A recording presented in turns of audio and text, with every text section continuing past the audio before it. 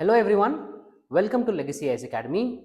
Yesterday in Parliament, the Joint Parliamentary Committee gave a clearance to Inter-Service Organization, Command Control and the Discipline Bill of 2023, as it is called as Bill of 2023. So in this video, we will be talking about what is this Inter-Service Organization, Command Control and the Discipline Bill.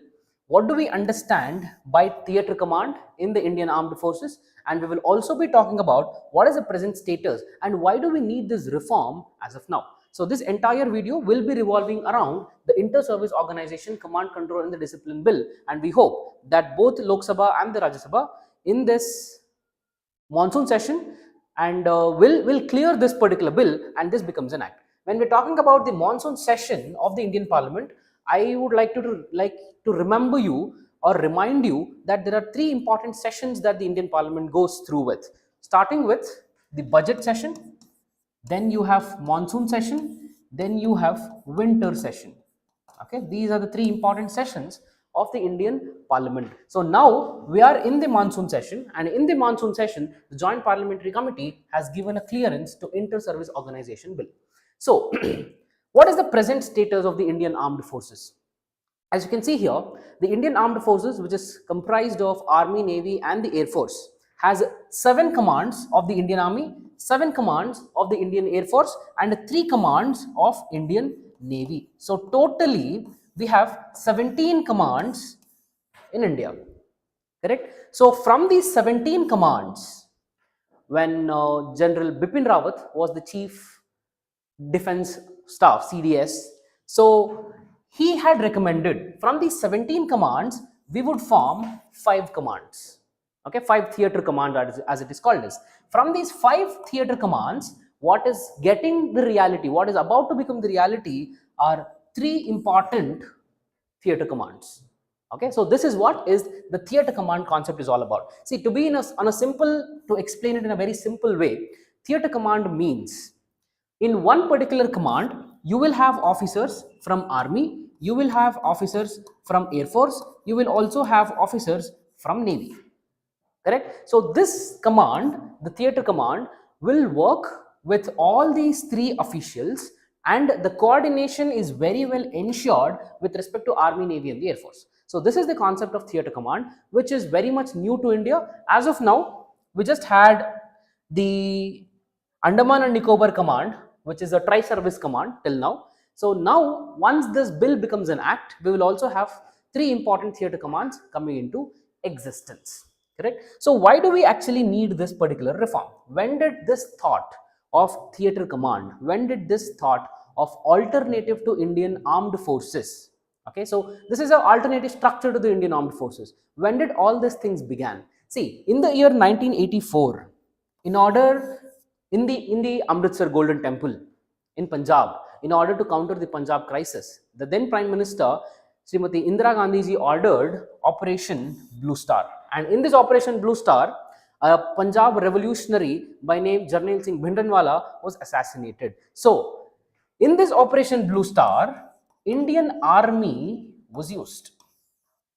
Correct? So following this incident of Operation Blue Star, we had 2 important events that happened. One was the assassination of the Srimati then Prime Minister Indira Gandhi, and also the anti-Sikh riots, because of which the use of the army was very much contested and also condemned by the people and also the intellectuals around the country. They said, see, the actual function of the army is to protect the borders. So you cannot use the army for the internal security purpose, for the counter-terrorism purpose. So the army cannot be used. Okay, so this was the critic of the Operation Blue Star and using the Indian Army for the internal security. So following this event, that is when the thought came out, we will have to come out with an alternative structure to the Indian Army in order to have counter-terrorism activity.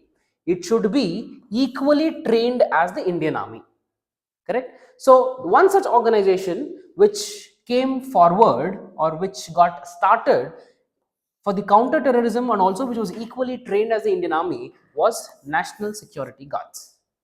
Okay, just a difference, one important difference between the NSG commandos and the Indian armed forces is that the armed forces work under the Ministry of Defense, whereas the NSG works under the Ministry of Home. Okay, remember, this is an important difference, and this is an important organization that came out following the thought of alternative structure to protect the internal security. So what is the problem? What was the problem with such organization? We also had the NSG bill coming up into existence. So now, like that, we can pass a bill and also create an organization. Why do we want to have a theater command? See, one problem with the national security guards or that particular structure of the organization was that it had to recruit people from Army, Navy and the Air Force. The NSG commandos, the best of the best people from the Army, Navy and the Air Force would be recruited as the NSG commandos. And as NSG works under the Ministry of Home, and these Army, Navy and the Air Force people work under the Ministry of Defense, so this was a problem.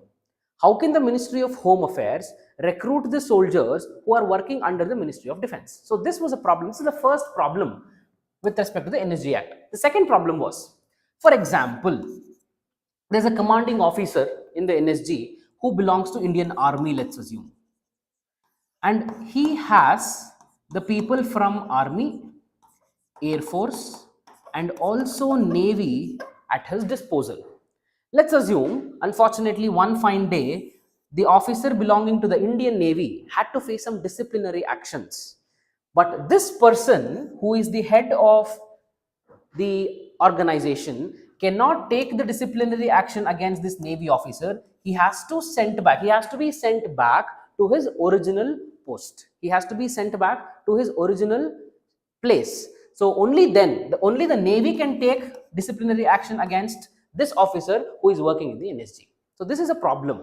Though we have a person responsible for it, but the structure with respect to the disciplinary action was not transparent and it was not easy. So this is the reason why when Bipin Rawat was the Chief of Defence Staff, when he was the CDS, he came out with the concept of creating 5 theatre commands. Okay, 5 theatre commands throughout the country. See, back then, India is facing, even now, India is facing a threat of the 2.5 front war, as we can call it as. One front war from the northwestern borders of Pakistan, the other one from the northeastern and also the northern borders with respect to China, and we also have 2.5 front war, as we can call it, from the Bangladesh and also the coastal area towards the eastern coast. So, in order to combat this 2.5 front war, General Bipin Rawat talked about 5 theatre commands. So, over a period of time, recently we also had a very important committee that was sitting on it called as Shekatkar Committee, and this becomes a very important point from the prelims point of view. You can have a prelims question where UPSC can ask you, Shekatkar Committee recently was in news. Option A, tax reforms. Option B, administrative reforms. Option C, military reforms. Option D, none of the above. Simple question. So Shekatkar Committee came out with a recommendation and it said, instead of 5 theatre commands, we can have 3 theatre commands, and as of now, this is what the recommendation is in the bill. And according to this particular theatre command, 3 theatre commands, there is one center coming up with us in Jaipur. There is one center coming up, one headquarters coming up in Jaipur towards Pakistan, which can take care of our northwestern borders. Also, we have one more coming up in Lucknow, Uttar Pradesh, which can take care of the northern and the northeastern borders, that is the border that is shared with China. Finally, we have in Karwar, Karnataka, which is a maritime command. Okay, maritime command, which is exclusively for Indian Navy. These two, Jaipur and Lucknow, will have the officers and will have the soldiers from Army and also the Air Force. But the Karwar command, the theatre command, is a very exclusive Navy post. Okay, it's a very exclusive Navy theatre command at Karwar. See, why are we even modernizing all this? Why are we even doing all this in 2023? If you just look at 2 years back, what happened?